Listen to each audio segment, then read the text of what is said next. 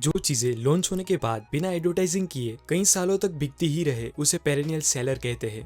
1995 में रिलीज हुई DDLJ perennial seller है। मराठा मंदिर मुंबई में लोग आज भी इस मूवी को देखने के लिए जाते हैं। डीडीएलजे रिलीज होने के आज 24 साल के बाद भी ये मूवी कई सारी रॉयल्टीज के जरिए प्रोड्यूसर्स को पैसे बना के दे रही है। 1936 में रिलीज हुई book how to win friends and influence people आज 80 साल के बाद भी बेस्ट सेलर है, क्योंकि लोग आज भी इस बुक को खरीद के रीड करते हैं और पूरा इंडिया जिसे जानता है वो टॉम एंड जेरी और पार्ले जी भी पेरेनियल सेलर है। पूरे वर्ल्ड में अलग अलग कैटेगरीज में ऐसी कई सारी प्रोडक्ट्स है जो पेरेनियल सेलर है, यानी कि वो प्रोडक्ट कई सालों पहले लॉन्च हुई थी और आज सालों बीत जाने के बाद भी लोग उसे खरीदते हैं। रायन हॉलिडे ने ऐसी कई सारी क्लासिक प्रोडक्ट्स पर स्टडी करी कि क्यों कुछ प्रोडक्ट्स सालों तक बिना एडवर्टाइजिंग किए बिकती ही जाती है और क्यों लोग उसे बहुत ही ज्यादा पसंद करते हैं। काफी रिसर्च के बाद रायन हॉलिडे को कुछ प्रिंसिपल्स जानने को मिले जो हर पेरेनियल सेलिंग प्रोडक्ट्स में कॉमन थे। रायन ने जाना कि जो भी पेरेनियल सेलिंग प्रोडक्ट्स है वो यूं ही लंबे समय तक नहीं बिकती, पर उसे बनाते वक्त ही कुछ प्रिंसिपल्स का यूज करके डिजाइन किया होता है कि वो प्रोडक्ट सालों तक बिकती ही रहे। इस प्रिंसिपल्स को जानने के बाद हम भी ऐसी प्रोडक्ट्स बना सकते हैं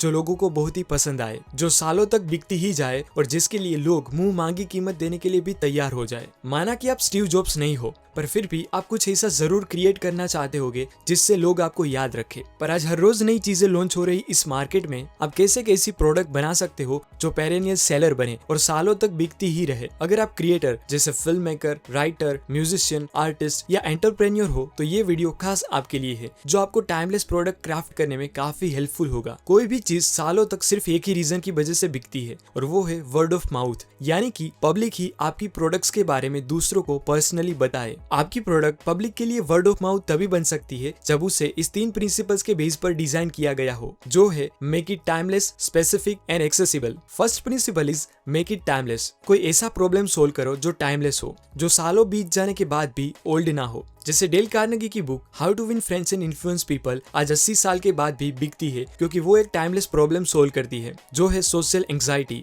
लोग आज भी उतने ही सोशल एंग्जियस है जितने वो 1930s में हुआ करते थे और फ्यूचर में भी लोग इसी प्रॉब्लम को सोल्व करना चाहते होंगे कि लोगों के साथ इंटरेस्टिंग बातें कैसे करें, उनको इम्प्रेस कैसे करें, एटसेट्रा। इसीलिए डेल कार्नेगी की बुक पास्ट में बिकती थी, अभी प्रेजेंट में बिक रही है और फ्यूचर में भी काफी बिकेगी, जो उनके पेरेनियल सेलर होने का प्रूफ है। अपनी प्रोडक्ट बिल्ड करते टाइम ही अपने आप से क्वेश्चन पूछे कि क्यों आज से 10 साल के बाद भी लोग मेरी प्रोडक्ट खरीदना पसंद करेंगे। इसका आंसर है अपनी प्रोडक्ट को लेटेस्ट ट्रेंड्स की बजाय रिकरिंग ह्यूमन प्रॉब्लम के बेस पर डिजाइन करो, क्योंकि ट्रेंड्स टेम्पररी होते हैं जो आपकी प्रोडक्ट को पेरेनियल सेलर नहीं बना सकते। रॉबर्ट ग्रीनी की book the 48 laws of power perennial seller रहेगी, क्योंकि वो कोई ट्रेंडी टॉपिक पर नहीं बल्कि वो एक रिकरिंग ह्यूमन प्रॉब्लम के बेस पर डिजाइन की गई है, जिसे लोग आज से 10 साल के बाद भी पावर में कैसे रहे वो जानने के लिए रीड करेंगे। Second principle is make it specific. लोग वही प्रोडक्ट दूसरों के साथ शेयर करते हैं जिसे वो दिल से पसंद करते हो। वो किसी प्रोडक्ट को दिल से तभी पसंद करेंगे जब वो चीज स्पेसिफिक उनके लिए ही बनाई गई हो। जब लोग एंथुसियास्टिकली अपने दोस्तों और रिश्तेदारों को कोई प्रोडक्ट सजेस्ट करते हैं कि ये काफी अच्छी प्रोडक्ट है, तो वो दुनिया की सबसे ताकतवर मार्केटिंग होती है जो कोई भी एड जनरेट नहीं कर सकती।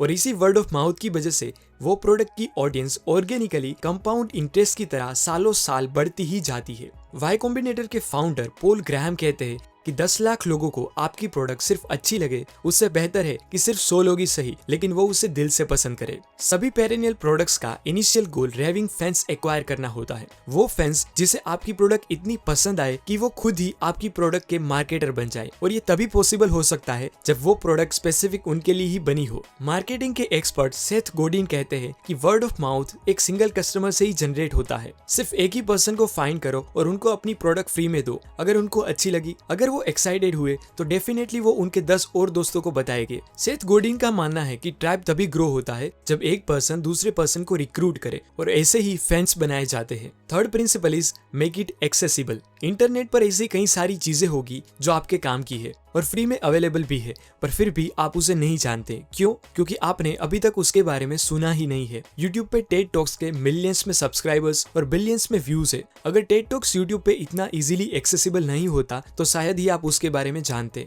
टेड टॉक्स के वीडियोस इजीली एक्सेसिबल और फ्री होने की वजह से लोग उसे इतना देखते हैं और इतने ज्यादा शेयर करते हैं कि अब टेड कॉन्फ्रेंस के ऑर्गेनाइजर्स टॉक्स को अटेंड करने के लिए तकरीबन $10,000 तक चार्ज करते हैं। दुनिया की जितनी भी बड़ी बड़ी FMCG कंपनीज है वो ग्रो कर पाई क्योंकि उन्होंने अपनी प्रोडक्ट को कम से कम दाम में छोटे से छोटे गांव से लेकर बड़े बड़े शहरों तक पहुंचाई और इजीली एक्सेसिबल बनाई। अमेज़न ने शॉपिंग को इजीली एक्सेसिबल बनाया, जिससे अमेज़न के फाउंडर जेफ बेजोस दुनिया के सबसे अमीर व्यक्ति बन गए। एज अ जनरल रूल, आपकी प्रोडक्ट जितनी ज्यादा एक्सेसिबल होगी उतना ही इजीली आप उसे मार्केट कर पाओगे।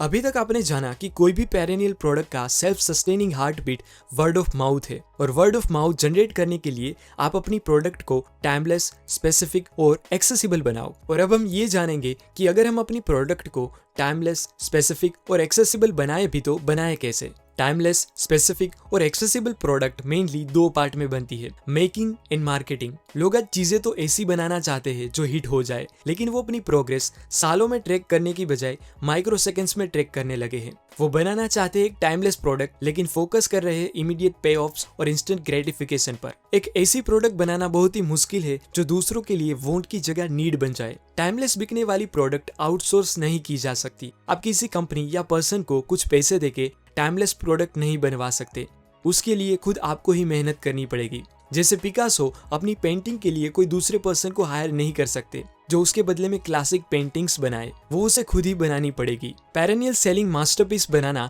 आपका स्टार्टिंग से ही एम होना चाहिए, क्योंकि world class products always layer by layer और पीस बाय पीस बनती है। एडेले, केटी पेरी, एरियाना ग्रांडे और टेलर स्विफ्ट के सॉन्ग्स भी कुछ टेस्ट करके बनाए जाते हैं, जिसमें से एक है एले कार टेस्ट, जिसमें song writer and music composer max Martin खुद उनके लिसनर की तरह लॉस एंजलिस के हाईवे पर रेसिंग कार्स में फुल वॉल्यूम पर सॉन्ग प्ले करके टेस्ट करते हैं, जिससे उनको पता चले कि उनके जो एक्चुअल लिसनर है वो किस कंडीशन में सॉन्ग सुनते हैं, उनको क्या पसंद आएगा और कौन कौन से चेंजेस की जरूरत है। और उसके बाद ही वो सॉन्ग वर्ल्ड वाइड पब्लिश करते हैं और बाद में वो सॉन्ग फैंस के बीच हिट हो जाता है। पेरेनियल प्रोडक्ट के मेकिंग स्टेज पर ध्यान देना बहुत ही जरूरी है, क्योंकि अगर प्रोडक्ट में ही दम नहीं होगा तो आप कितनी भी मार्केटिंग क्यों ना कर लो, वो प्रोडक्ट सर्वाइव नहीं कर पाएगी।